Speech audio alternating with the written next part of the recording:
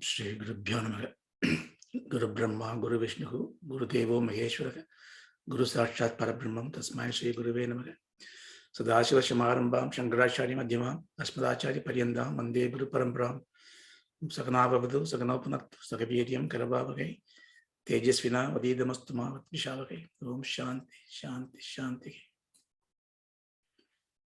Yogena Chittasya Patena Vasham Mallam Sarirasya Cha Vaitekena Yopa Karottam Pravaram Munina Patanjali Pranjali Anadosmi. Good morning. So we are seeing the Patanjali's Sadhana Padam. So we are entering into the Ashtanga Yoga since the last class. So the Ashtanga Yoga is the most prominent part of the most popular part of the Patanjali's yoga. Thanks to Swami Vivekananda, who coined a new phrase called Raja Yogam for this. So Raja Yogam is this Ashtanga Yoga. And when he popularized it in the West, it becomes a very prominent science and it's taken by everybody else in the world because it allows you to manage your mind, the root cause of all our sufferings. But you cannot diverse this from the spiritual part of the whole teaching. So if you think that, of course, Ashtanga Yoga is a tool, a method by which you master the mind, therefore you apply those purified mind to your laukika, worldly affairs, and you attain success, which is very good. But the context should be in the eternal freedom, be going beyond the temporal nature of this suffering and the pleasures that isolate us. So in this context, we are seeing the Ashtanga Yoga. And we saw in the last class, the 29th Sutra. I think you should commit this to memory. It's quite a simple sutra to remember. These are the 8 angas: Yama, Niyama, Asana, Pranayama, Pratyahara, Dharana, Dhyana, Samadhaya, Ashtanga. It's quite easy to remember this because logically, if you look at it, this is to enhance our personality, enhance our values, enhance our standing in this world. So therefore, how do I relate to this world? My behavior, my action. How do I think, what I do, what I don't do? The self-discipline, the self-regulation is the first one, yama. The conduct by doing right things is niyama.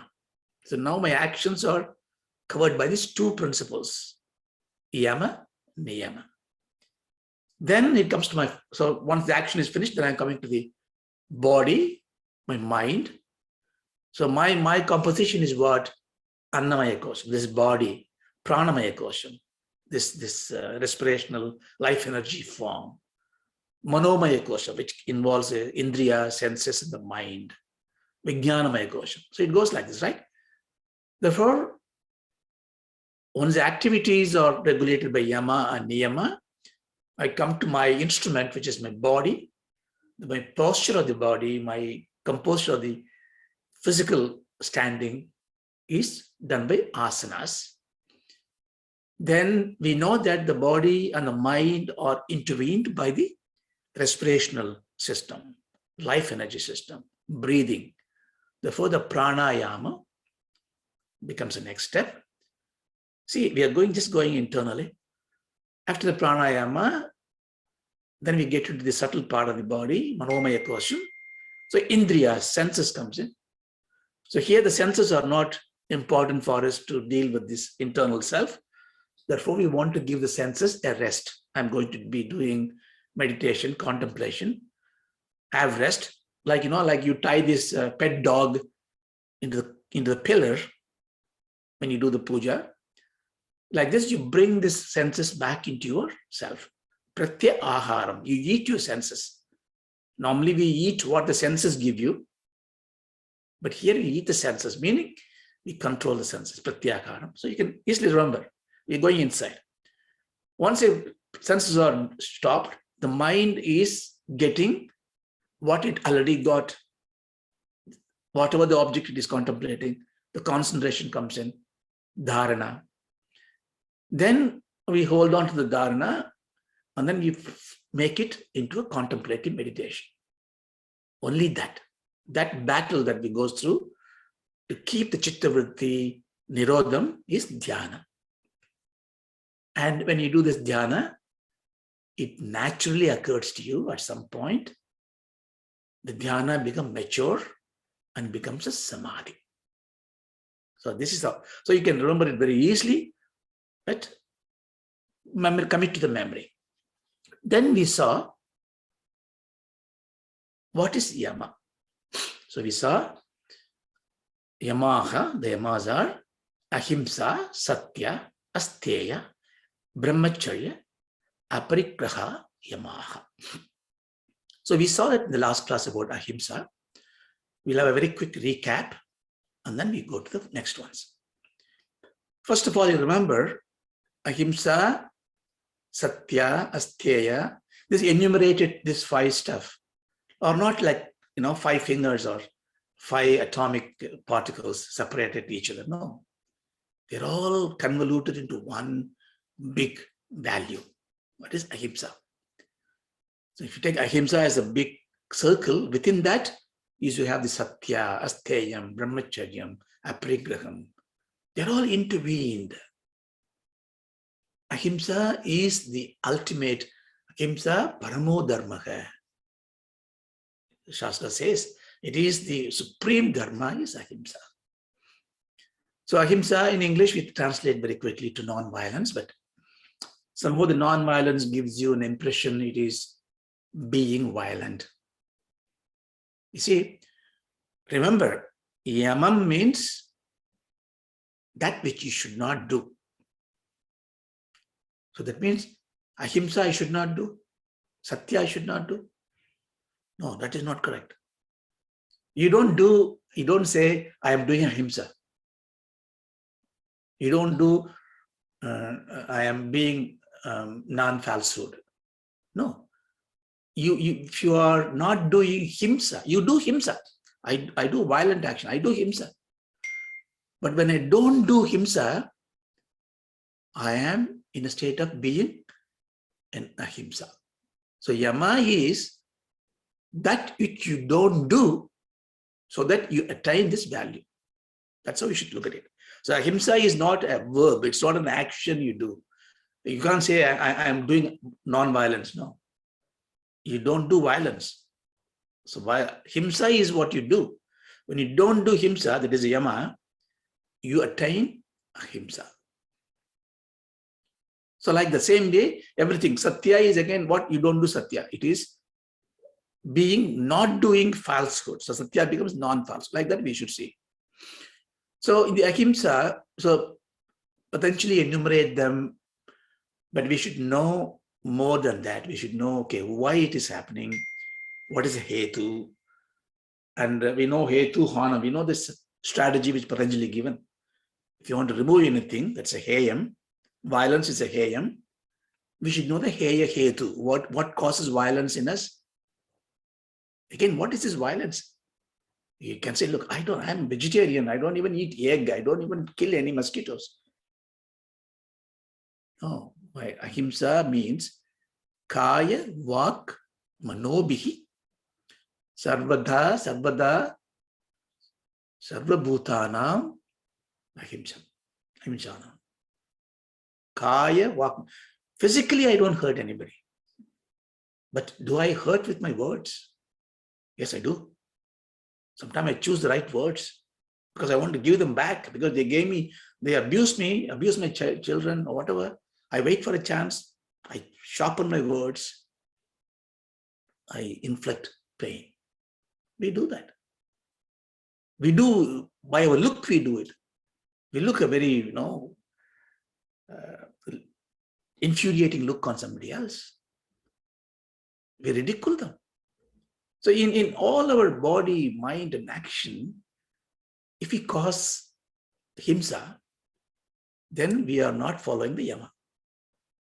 So ahimsa is the absolute intention, desire, and action of not causing harm, sarvada, sarvada, for everything, for everywhere, sarvatra, sarva bhutana, not only the fellow human beings, not only your own family, the trees, insects. But I also mentioned to you, sarva bhutanam also means include you. Sometimes we hurt ourselves. We have the complex, abhimanam. Oh, nobody is talking to me. Nobody is, giving me respect. No, this is imagination we have, hallucination we have, and then we hurt ourselves. This is also himsa. So don't ever think I don't do harm to anybody else. I'm only harming myself. Why do you care? No, that is also wrong, because you have no right to harm your possession, because if you can't harm a tree, an insect, an object outside you, you can't harm an object outside you. Your body is outside you. Drishyam. Mind is outside you. Mind is not you. So it's very important. So this gives you a very positive way. That means there is no way you can cause harm to yourself. Leave alone others causing you harm. You cannot cause 90 times, I would say 80, 90% of the time, trouble is caused to us by your own willingness. So therefore, that is himsa. That means if you are hurting yourself and do the puja, you see, remember, all pujas, gods, everything is built on ahimsa. If ahimsa is not there, nothing else is there. Now the question comes in, well, think about this. A doctor is amputating somebody's leg. He's cutting them. He's giving them, physiotherapy is just taxing me, paining. Is it himsa? They're hurting. In the war, somebody is getting killed. Is it not himsa? This is where I think we should understand this very, very clearly. What does himsa says? It is not causing injury, harm to others towards reaching goodness of this, or reaching dharma for it. The doctor has to do it, because if he doesn't amputate your leg, you'll get hurt, you'll get more injuries, more harm. So you have to understand where the himsa may seem to be a himsa, but not himsa. For that, you need Shastra Jnana. That's why you do Swadhyayam. We are going to learn that. Why we must learn all this, because if you buy a wonderful, device, gadget in Christmas present, but if you don't read the instruction manual, if you're not able to use it very well, you don't really get the benefit of it. So Shastra Jnanam is very important. That's why Swadhyayam is going to come as one of those niyamas that we must learn, understand, so that we can apply very well. Then we saw the ahimsa hetu, why we do ahimsa. We can leave aside killing anybody, because we are all civilized people, so we don't do physical harm. So for us, our challenging part is how our behavior, how our voice and words and thoughts leads into ahimsa action. Now we need to find the root cause, and then we should stop it. So if I want to become a ahimsa person, non-violent person, I must really find out what causes me to do ahimsa. Again, we saw in the last class, very quickly recap, because you have aversion, hate, dvesha, something you don't like, somebody you don't like, you will cause himsa. Of course, you can go away, you can avoid that. That's nice. Because you remember that Maitri, Karuna, Udhasina. One of these values Patanjali taught us in the first chapter. Udhasina, where there is somebody who is doing wrong things, Udhasina, go away. But we have dvesha for many reasons. The person did not smile at me, you get dvesha. He may be thinking about something else, maybe having an urgent problem. He didn't say good morning to you. He's passing you. You think, oh, this guy is egoistic. Dvesha. This dvesham is not also, as I was telling last class, it's not something you can categorize a person of dvesha category. So this is the priyam category. No, you can't do. Our mind is a monkey, whom you love, you hate sometimes. So therefore it is not categorically you can have somebody you hate, somebody you love. Because love and hate comes all the time. Therefore, you have the potency, negative potency to harm even to your loved ones, even your own husband, wife, children, mother, parents, because that time the dvesham comes in. So we know dvesham is one. So what I should do, therefore, when the dvesham comes in, now dvesham leads to himsa, and you don't want himsa to happen. Therefore, when the dvesha comes in, you must recognize that dvesha is coming in you. Nobody can recognize it. Only you can do. This idea of seeing what you have inside is one of this Vedantic or Patanjali's way of doing tapas. All the time, you should be conscious of what you are doing, what you are going to do. In other words, you are not entangled in situations, you are engaged in situations. Entanglement means you just act on impulse. Engagement means you act on a plan, act on a performance. This is the important. See, all this studies, all this satsangam is not for some esoteric idea about moksham, swargam, and all this. It is about living life peacefully, happily here in this world. It has to have practical use. But we do all this thing very easily, we shout at home, we don't tell good morning to children, wife. The moment you go to the office, we behave differently. Why? Because there you think, it is not my house, it's a performance. No, house is also a performance. You are a performer of a husband, mother, wife, father, multiple roles. So what do you do if you are becoming a performer in life? What is the important benchmark for performance? You rehearse it, and you execute it, apprise it, refine it, rehearse it, execute it, the cycle goes on. So every time, therefore, when you are performing it, you apprise it at the time itself. Am I doing the right thing? The moment you think, when you get this anger, dvesha, if you think, am I doing the right thing? The moment that fraction of a second, if you think, you got in control. You become a master of yourself. So we get the dvesham, capture it, suppress it. Tapas. Tapas is what? Doing something impossible.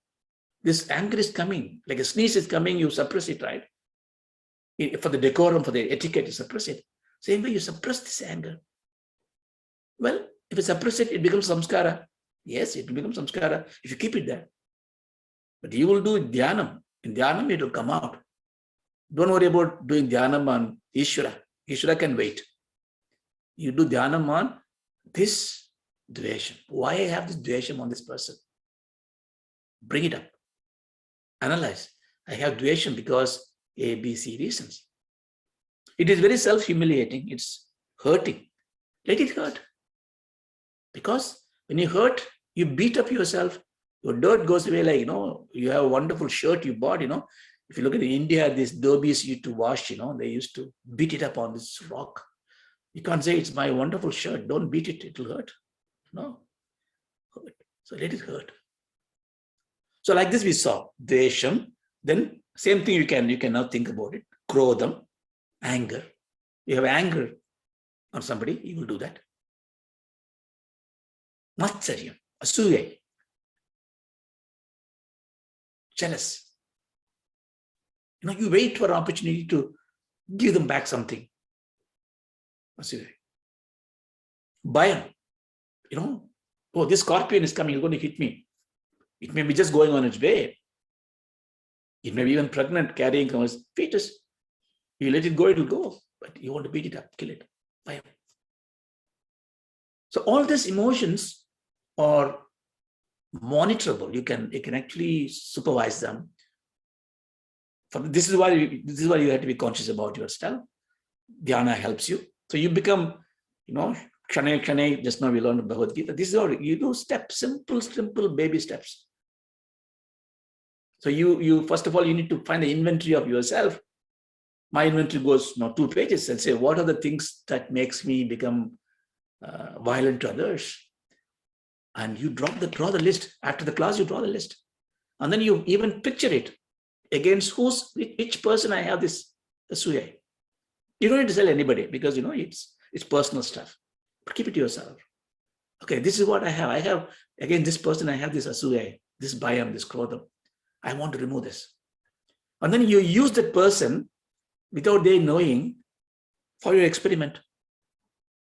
The person with whom you get angry, jealous, asuya, keep them, meditate on them, understand that it's fallacy, understand all those good karmas, all this, you think about it. Then go and engage with the customer, he's the customer now. Okay, engage with that person. Now you see, you are able to change your behavior. Now that is success. That means you are in the Ashtanga Yoga. You are climbing up this ladder. Okay. So much on the Ahimsa. So Ahimsa is Paramo Dharmaha. Don't compromise on this. Next one is Satya. Again, here what it means is, it doesn't mean don't do Satya. It's not that. Don't do anything that will lead into Asatya. That means non-falsehood. In Sanskrit, Satyam is the only word, as I understand. Ritham may be used. In other languages, maybe more. In Tamil, for example, there are beautiful words like Vaimai, Meimai, Ulmai. Different ways of addressing this. So what is Satyam means? Now, think a couple of use cases, examples, so that we can relate. So a doctor, you go to the doctor sees you, and then, okay, can you speak to your wife or husband? Then you get panic and say, oh, why, what's wrong? Then he's telling you, nothing wrong, you just have to have vitamins and you need to walk every day, okay? And you eat this food, everything will be fine.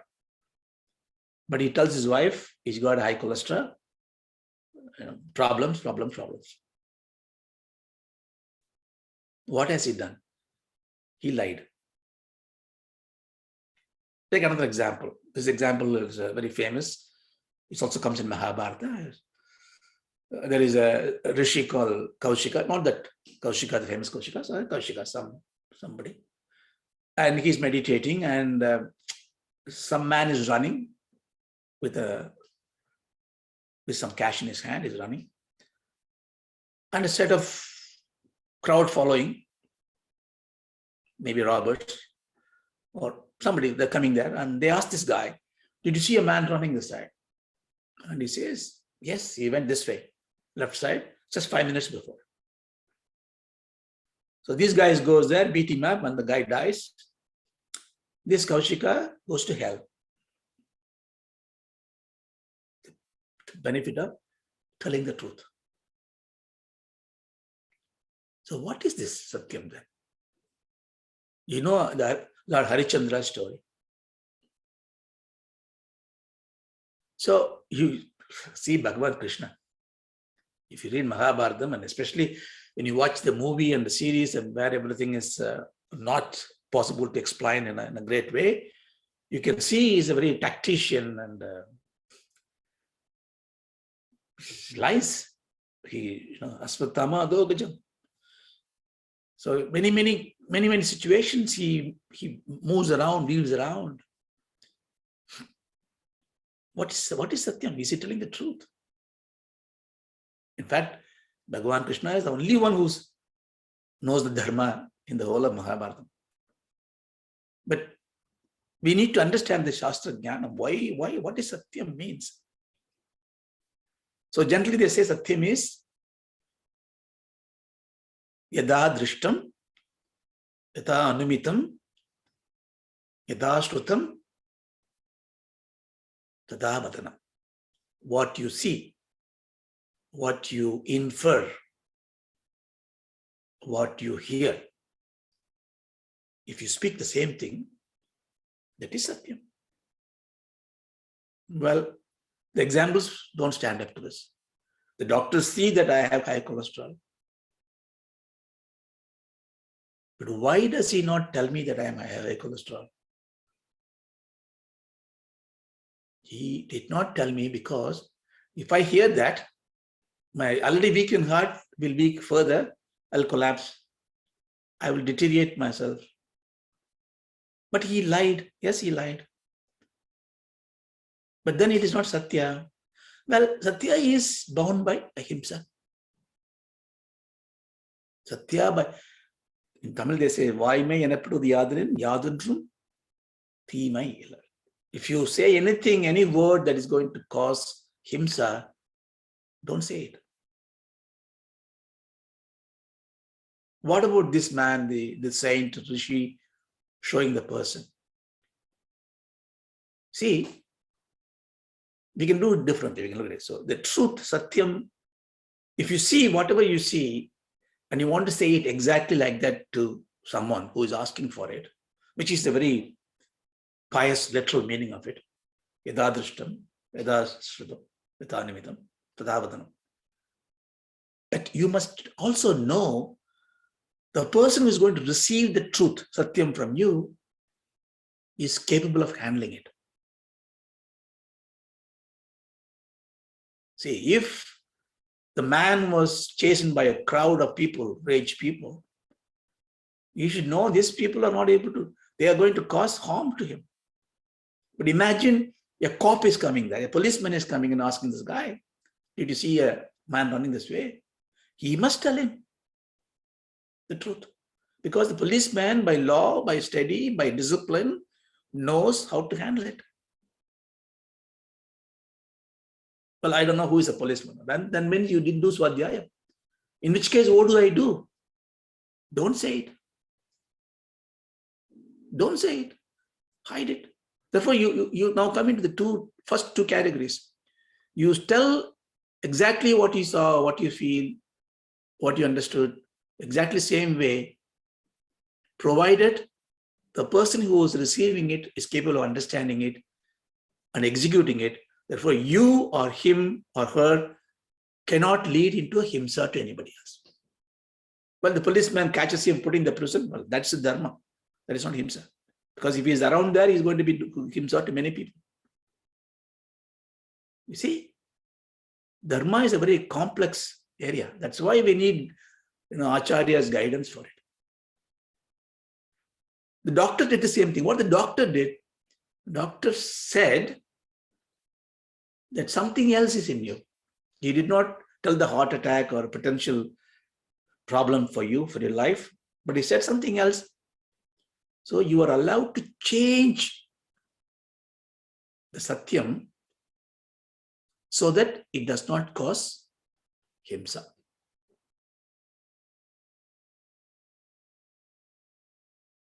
That is also Satyam. The third one is that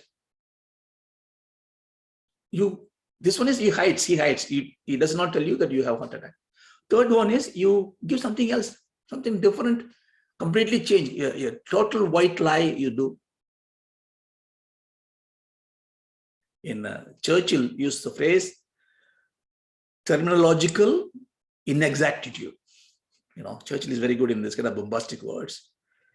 The lies that he caused in the war against these forces, he said, terminological inexactitudes. Lies. Because their himsa has done on people who causes himsa to the world. See, when you do an action, you do a dharmam to establish adharmam. People come and loot the place.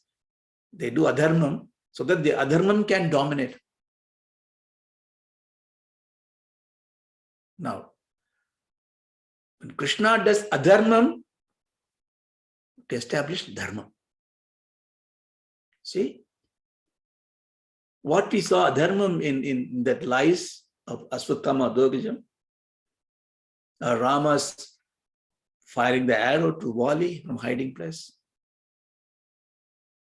All that is because That himsa, apparent himsa on those, is to relieve the world of adharma.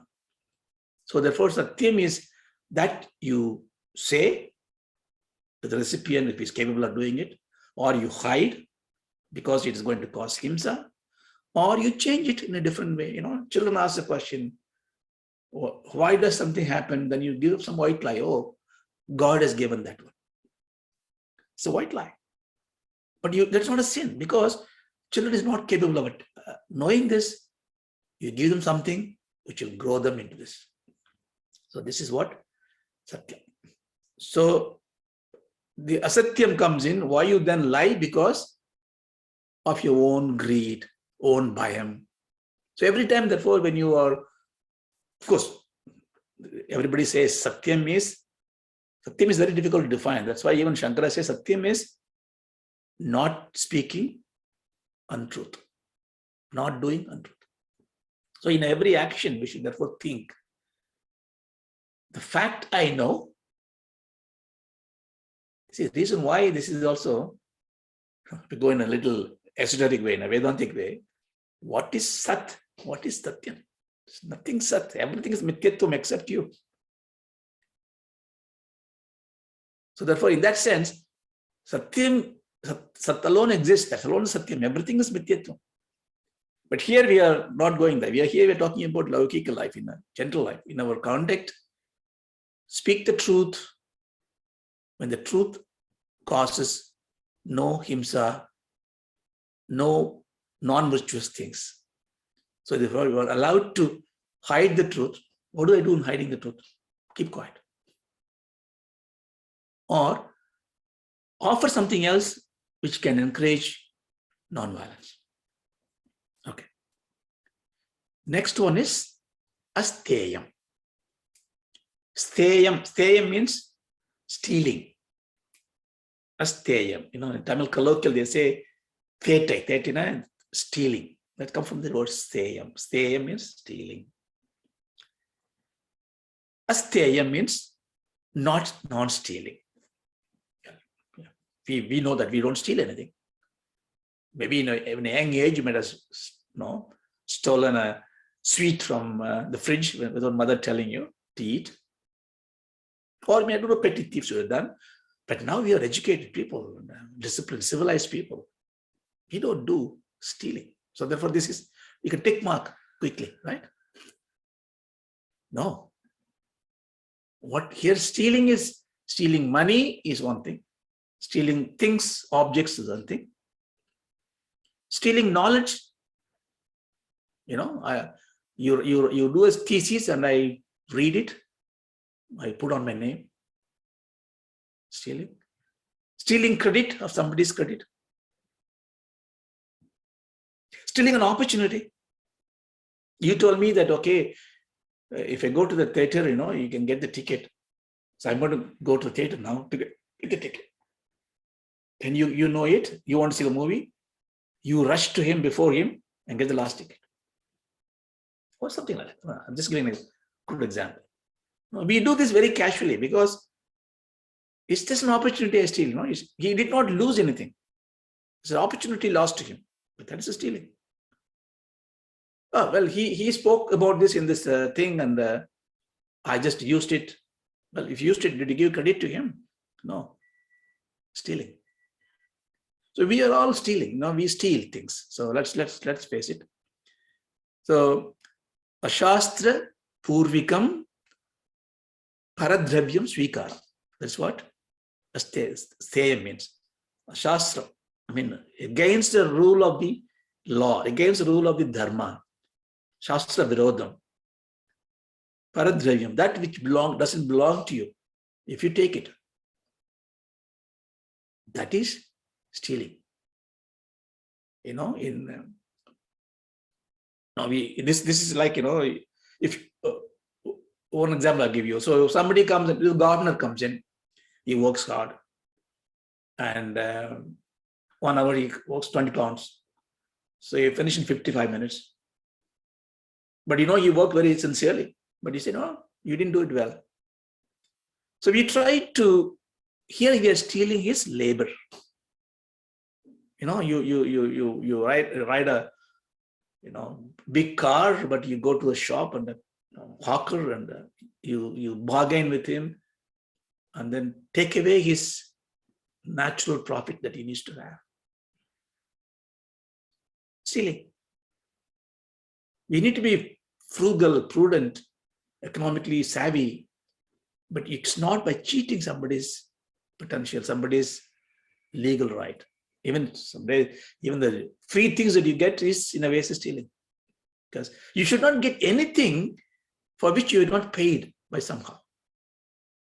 Even by reading all this Patanjali Sutra and all the Upanishads, all the scriptures we read, is it not? No, we very freely quote Bhagavad Gita. Is it not stealing this? No, because Lord Krishna says in Gita, like, it's called Rishi Rinam. The Rishis have said, look, if you read it, your job is to practice it and to tell others. So he has given an obligation. Therefore, I have to say that. So same way, so that's why we pay the. Or if you go to the temple, we go and too much crowd, I don't do archana. I don't put any money to this priest. He's not doing anything for me. I go around, okay, I have prasadam, Swami prasadam, I must eat. I go a full course meal, I come out of it. Stay. You didn't do anything. You didn't clean the temple. You didn't pray to, you didn't offer anything to them. But you take prasadam very reverence and you have a full meal there. We must always balance it out. No, nothing should be even go, especially to God and to anybody. You don't owe anything. This is very important in life. So this is that way we are all stealers. Vanchate, parivanchate. Big stealing. But please don't feel I'm insulting anybody. No. This is the process by which we actually bring our dirt out and then clean it up. So again, what do you do whenever you have the, what is it? The hetu. Why you do this? One, Ashraddha. Big deal, Every day I come to the temple. Today I just take the prasadam, don't do anything. Ashraddha. Or fear. Or greed. But the important thing is tamoguna. Tamoguna means, what does the tamogunam do? Tamogunam creates in you inertia, laziness. Rajas is activity. Tamas is inaction. But you have greed. I want to get that, but I don't want to work for it. What do? I just steal it. Therefore, the hetu is tamogunam. Therefore, upayam, what is a hanam? Hana upayam. I should not be lazy. I should also work. Also dignity. Dignity you must produce. Tanmanam. Feel a little bit. It's not ego. But why should I take it free? Just because it's free, why should I take it? That dignity you must have. So these are all little values we can very easily develop. And therefore we are very cautious that we don't take anything that doesn't belong to us without the due permission of the owner. What has it got to do with moksha and samadhi and everything? Everything got to do with this. Because these are all the blemishes. Klishtaha vritti. Klishta vritti comes from this. So chitta vritti nirodham is not a magic, If somebody gives you a, maha mantram and you jabam, you do, nothing will happen. You have to have the value change. You have to remove the blemish. The maha mantram, therefore, that's why they say, what is this? The mantram is there in the book, printed on the book. I can read it. No, it has no value. It has to be given by a guru to you. Well, I found a great guru and I put a big festival, gave them all this thing and do puja. Veda Dhyanam happened. He imparted to me. Okay, better. But he won't impart it to you if he is a very careful guru, that you are in this process of, I'm not saying perfect, the process of removing steyam. You are in the Ahimsa, Satya, Steya part. Then only the guru will give you. That's one of the reasons why they put this artificial path. Even though it is very open, see, all this Vedantam is Paramaragasyam, but it is all printed in the books. What is Ragasyam? Even the printed in the book, you don't understand it. You won't get benefit out of it. You need to change. That's why we come to Patanjali, to change ourselves. So as Teyam, therefore, as change, therefore, what do? We have to work hard. Anything you want to work, you want to have dignity. So this is fine. Then we have Brahmacharyam.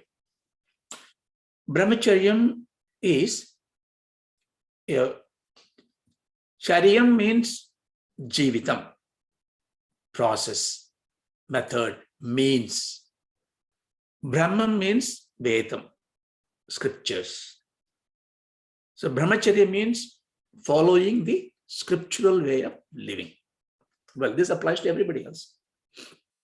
But here is a very particular context here. So the Brahmacharyam, we can see it in two ways. In a typical sense, literal sense, Brahmachari is the one who is learning the Dharma Shastras and various Jnana Shastras in the student life. These days we don't go to those kind of gurukulams, but we learn different things. But anyway, we go through this process of learning things in our life, a student life, Brahmacharya life. Some of us here, maybe students there, youngsters, are learning something. They have not gone into the grahastha. That's the important point. You have not become a grahastha. You have not become a family dweller. You are in the process of earning a livelihood, education. For you, you must follow certain rules. And one particular rule implied here is celibacy. Celibacy means your body, which is an important instrument for your brahmacharyam, should not indulge in pleasures, which are sensual pleasures. So you become virtuous, celibacy. There are other reasons also, physical reasons also, but let's not worry about that. If you are a family dweller, of course, it's not a grahastha ashram, not a brahmacharya ashramam in ashrama sense, but here you still are, you have to follow brahmacharyam. There your charyam, your margam is your dega sukham, of course, boga ayatanam, the body is. The body has to enjoy physical pleasures, sensual pleasures, sexual pleasures. But there you have a right within your virtuous, righteous partner. So you do, therefore, yama, what is the yamam here? You don't involve in illicit relationship to seek physical pleasures. So in brahmachari, absolutely not. The family dwellers stick to our norms. Don't ever have wrong ideas, not only physically, even mentally. But sannyasi, of course, sannyasi is completely out of this. He has no way. So that's a brahmachari. Then you have, we saw that.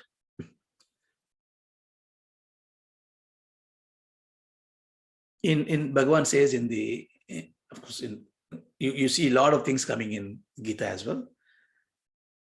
In the 17th chapter, he quotes this one: Deva, Dvija, Guru, Prajna, Pujanam, Shaucham, Arjavam, Brahmacharyam, Ahimsa, Shariram Tapa Uchyate. Deva Pujanam. Dvija, Deva means the God. Dvija means twice born, who follows the Vedic rites. The Guru. Prajna means the learned people, any learned people. Pujanam. So you do worship them. Shaucham, you see what is Shaucham? Cleanliness. Arjavam, simple life. Brahmacharyam, Ahimsa. Shariram Tapa Uchyate. So Bhagavan brings in a very different way. So here he says, for us, for leading a good life, you should worship. See, brahmachari's main job is to worship the Guru. So here he says, worship the Guru, learned people, and, all those right things. Go simple life. In a student life, you should not handle money. In those days, you can't handle money. So you have to live a very simple life. You have to plead for your means. The reason they put that way, because therefore the Grihastha has got a more moral responsibility. The sannyasis and brahmacharis have to really seek the Grihasthas. See, this is so beautiful here, because how can a Grihastha therefore support them? Therefore, Grihastha have to earn. Therefore, to allow for the Grihastha to earn money, get these worldly activities and enjoy some pleasures. That's why 90% of the people are in this family life. Therefore, this dharma is giving you all that. So here you can see, Bhagavan says, brahmacharyam ahimsa cha. So brahmacharyam is a very important part. The last yama is aparigraha. The pari means around, near. In English, you say perimeter. That comes from the pari. Parigraham. Graham means taking. Parigraha means you start taking everything around you. So aparigraha means not taking. Every time in the Christmas time, we do seasonal holidays, we do house cleaning, right? And we start cleaning it, and then after the cleaning, what happens? Things go to different places, because you're about to throw it away and somebody says, oh, this may be useful. I'll put it back. So at least in my household, it just keeps around and then going back to the same place, different place. And what's the use of all those things?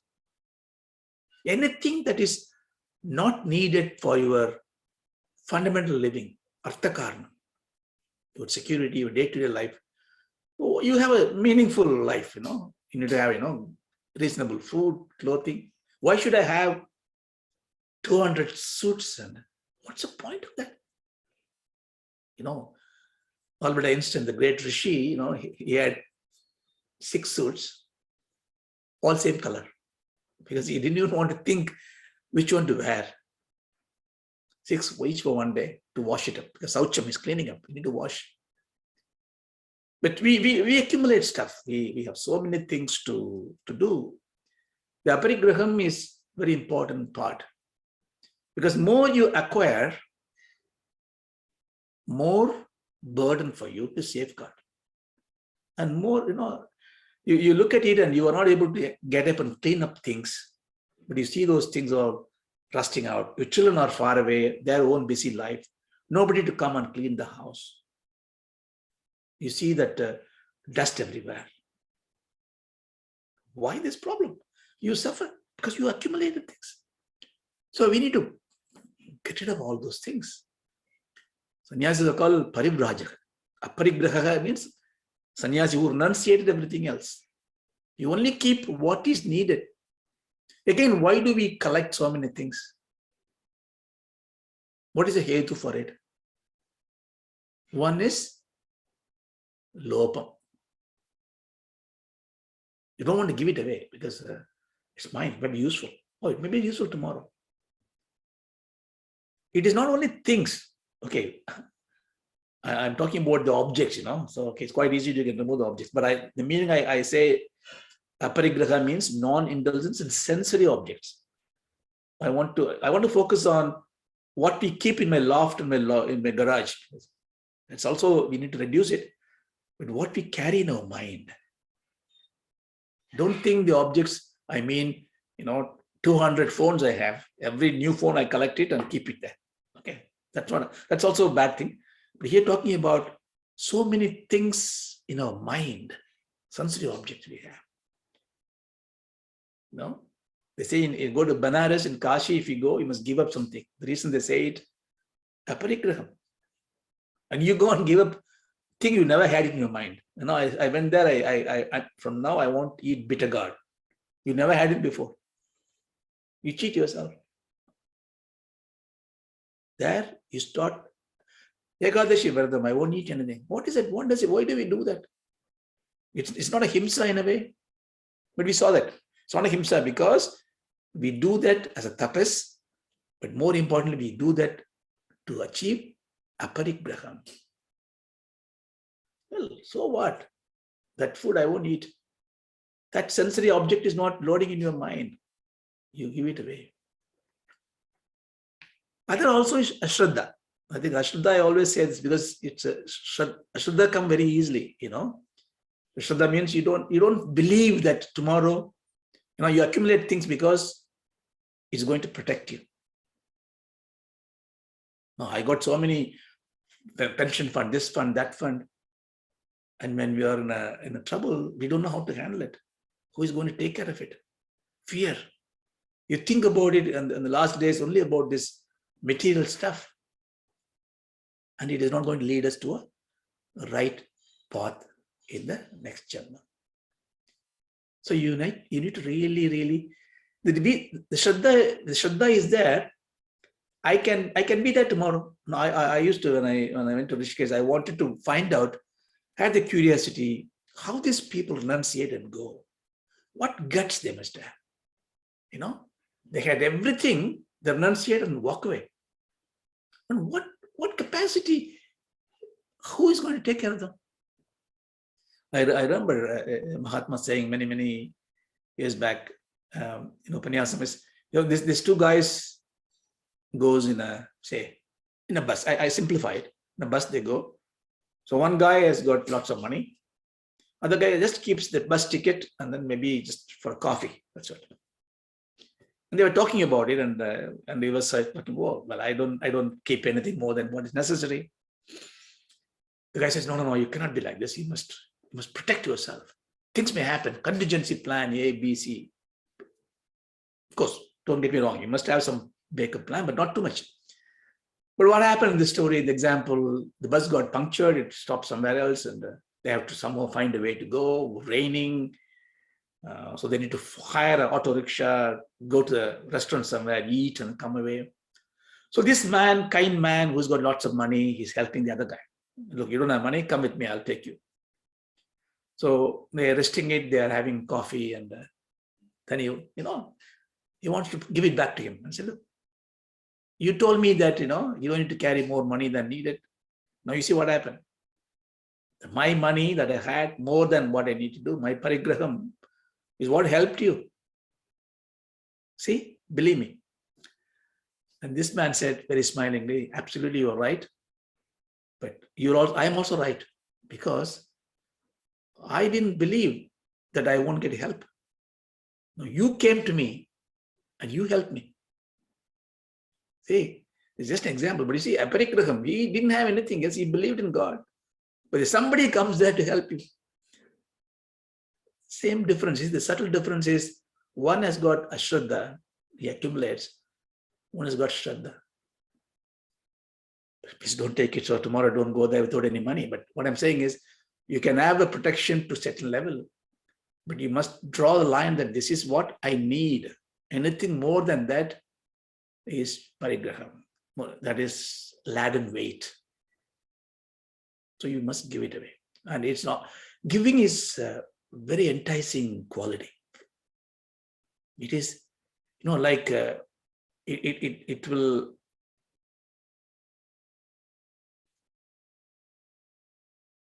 give a very positive value in you, because when you give not with the expectation of that you will get back something else. That is, in a way, is a stayam. Even sometimes the parigraham also stayam, because you take it. But when you give without expectation, and when you give to someone who rightly uses it, what you give to them in a way to progress in life, and you do it without any reward, because reward lowers your value. You put a little 20 watts lamp in a temple and you write upayam and so on and so forth. It's no good. But when you start giving, what happens is that the giving creates a joy in you, ecstasy in you.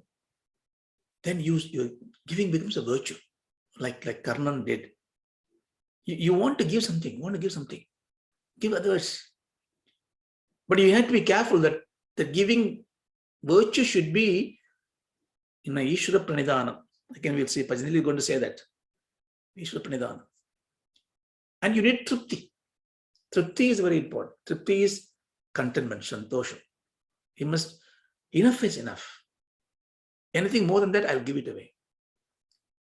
So these virtues would have a tremendous impact on chitta vritti.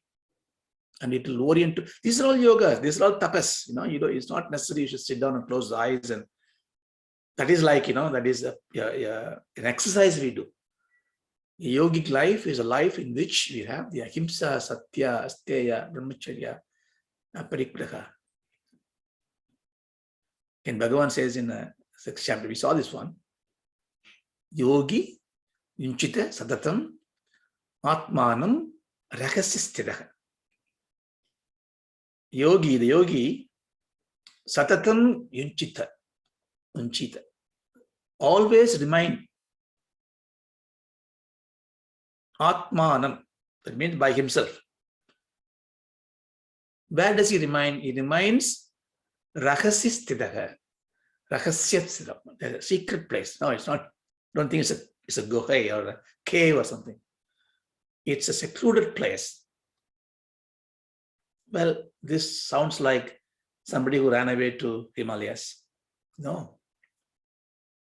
Atmanam, the self, seclusion is, what is seclusion here is viyogam. That means you are a drishtru. I am not the drishyam. That is seclusion. It is not physically running away from this. It is when you are in the same house with your wife, children, and all the bandhukar, when you do all this yavakaram, the worldly actions, still you can be in a rakasya sthita. You are in a very pivotal place. Why? Because you see things differently. You are the drishtru. Ekaki yada chittatma nirashir aparigraha. Ekaki, but alone, yata chittatma. By being that way, by secluding that way, that yogi, nirashir. Nirashir means without any desires, without any greed. He is called, what is he called? He is called aparigraha. His name is aparigraha. Basically, he is giving that quality to his name. He is the one who is living a contented life. So here the important insight is contentment, santosham. Again, Patanjali is going to talk about it in another sutra, what it is. Let me see, what's the time? Okay. I'll take maybe 5 more minutes. So we saw Yamaha. Now, this can be a good quality, and we already see that it is going to make some changes in certain conditions. A policeman has to really beat up the thief.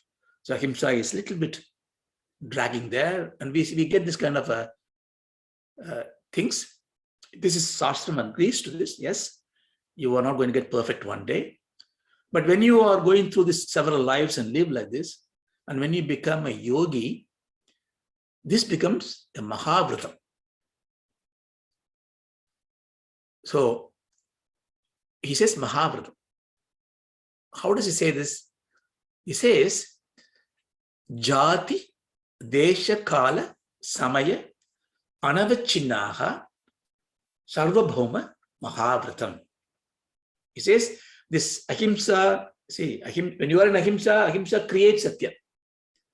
This is the beauty of it. When Ahimsa is a goal, all other attributes started coming to us.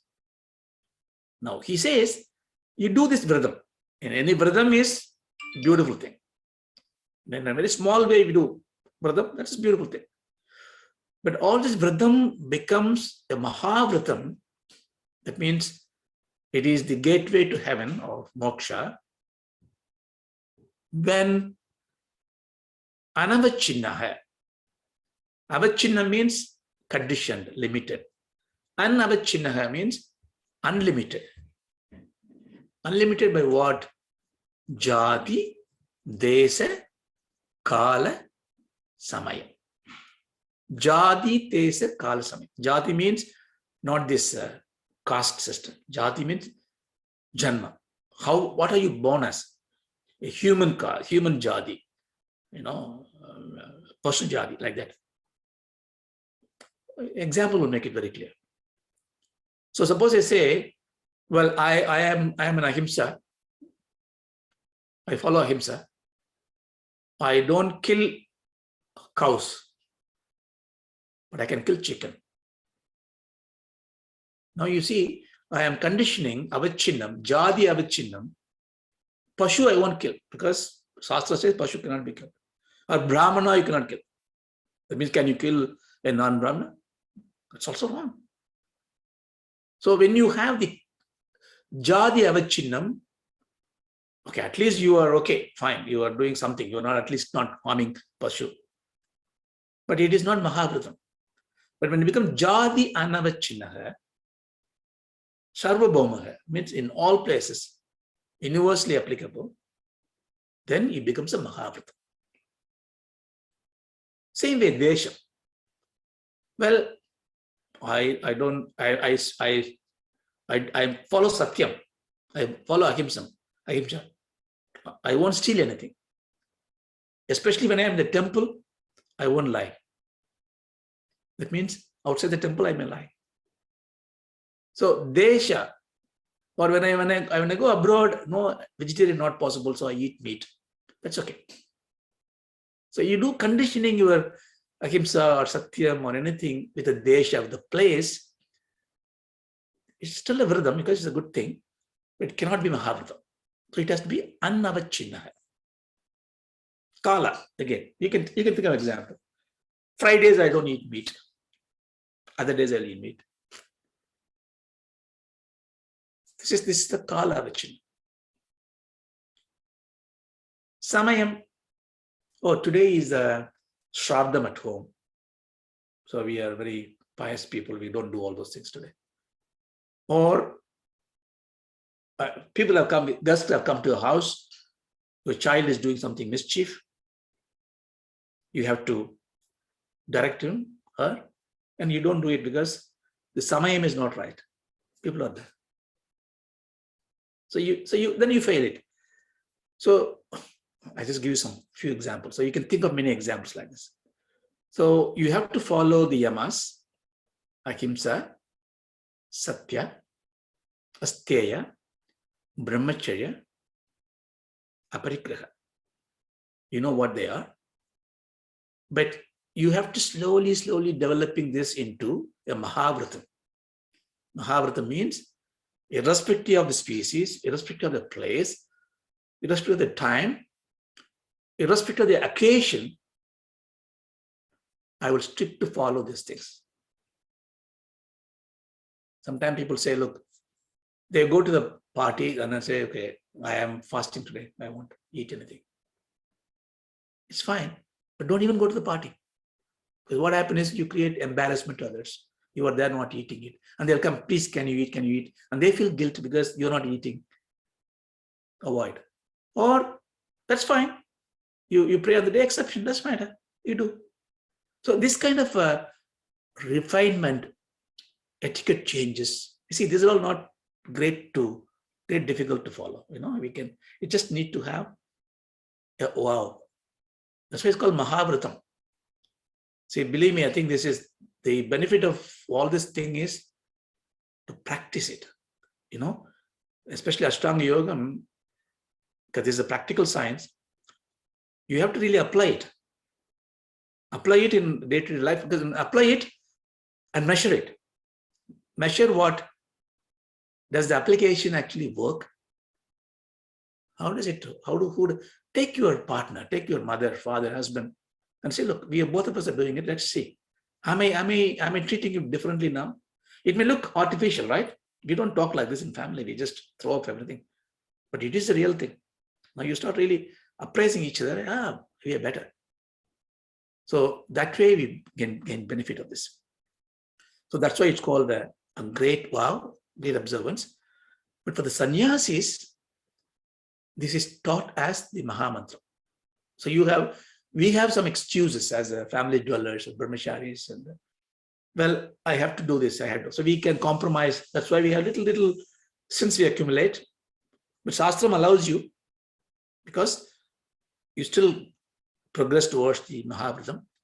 But when you have the maturity to become a sannyasi, where you give up everything to live a life of renunciator, you have to take this Mahavratam and you take a vow and you say, Mat Bhayam Vina, to tell everybody, nobody fears from me, because at all the time, Sarva Bhauma. Yeah. Well, you can actually go into so many hours on discussing this, but I'm going to make it simple. So what we therefore learn is that Yamam is that self-discipline that leaves us 5 important virtues. And we saw the example. The virtues are very easy to cultivate. To avoid falling into the trap, what we need to do is to monitor the triggers in us. Dvesham, Krodham, these triggers in it, unashamedly, because this matter. Everybody, this is natural. Like a weed comes in a garden. Nobody put a weed. So don't feel guilt. I am getting jealous of somebody else. The mind is like this. It's not you. You are pure. My mind, my garden, my fertile mind is growing seed. Therefore, as a good gardener, I must remove it. Therefore, I have no qualms in telling. I ask sometimes Balaji Lakshmi how to remove the weed. My garden gets weeds. I can even say my mind is getting weeds. Nothing wrong with this. So be brave to accept those weeds, and then you cultivate and do that. So with that, I finish Yamam. Then we go to the next one in the Niyamam. So let's take the Shanti part. Om Ashadoma Sadgamaya Asatoma Sadgamaya Tamasoma Jyotirgamaya Tamasoma Jyotirgamaya Mrityoma Amrdam Gamaya. Om Shanti Shanti Shanti. Om Shanti Shanti Shanti. Thank you. Thank you so much,